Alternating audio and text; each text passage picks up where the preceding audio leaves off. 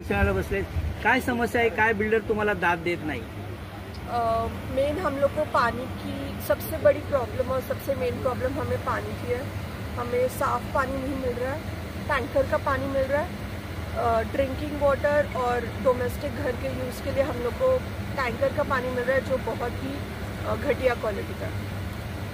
और क्या क्या समस्या है बिल्डर्स के बारे में? तुम्हारा कुछ पार्किंग का भी कुछ कारण है? बिल्डर डायरेक्टली बोल रहे हैं कि 4 व्हीलर पार्किंग नहीं मिलेगा, सिर्फ 2 व्हीलर ही मिलेगा। ये एक सबसे बड़ा प्रॉब्लम है। और बोल रहे हैं कि तुम लोग आपस में बात कर लो किधर रुकाना है, नहीं रुकाना है, करना है क्या है।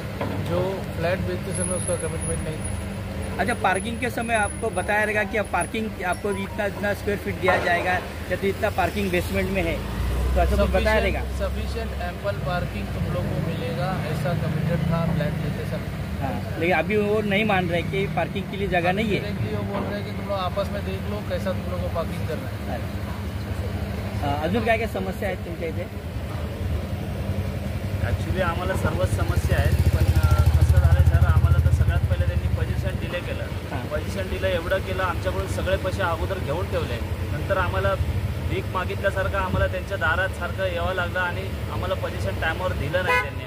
आणि दिले तर दिलं, आता टँकरचंच पाणी प्यायचं किंवा शुद्ध पाणी नाही। आम्हाला सांगितलं होतं एमआयडीसीचं पाणी 7 दिवसात येईल, 15 दिवसात येईल, 2 महिन्यात येईल, कधीच ते पाणी आलेलं नाही। आणि आता पार्किंग अशी वेळ आली सर आमच्यावर की ते बोलतात की इनडायरेक्टली बोलतात की तुम्ही सगळ्या गाड्या विकून टाका तुमच्या, तुम्हाला काही अधिकार नाही पार्किंग इथं काय कॉम्प्लेक्समध्ये करायचं वगैरे। आणि आपापसात आमच्यात भांडणं लावून द्यायचं आहे। आणि ते बोलतात कायद्यानुसार आम्ही पार्किंग नाही दिलं। कोणता कायदा पब्लिकला त्रास देणारा कायदा आहे तेच मला कळत नाही सर। कायदा हा पब्लिकच्या सुरक्षेसाठी असतो आणि बिल्डर लॉबीला असा कायदा कोणता पास झाला आहे आम्हाला माहीत नाही सर। पण आम्हाला कार पार्किंग पहिल्यापासून त्यांनी सांगितलं होतं आणि आता देतच नाही।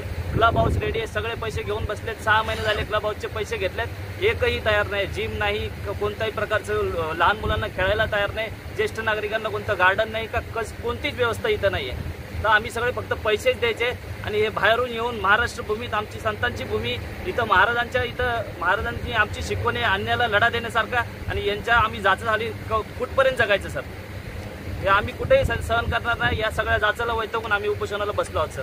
हा जे उपोषण तुमचा आजच्या दिवस आहे का साखळी आहे का कशा साखळी उपोषण आहे, जोपर्यंत आमच्या मागण्या पूर्ण होत नाही तोपर्यंत आम्ही इथून हटणार नाही।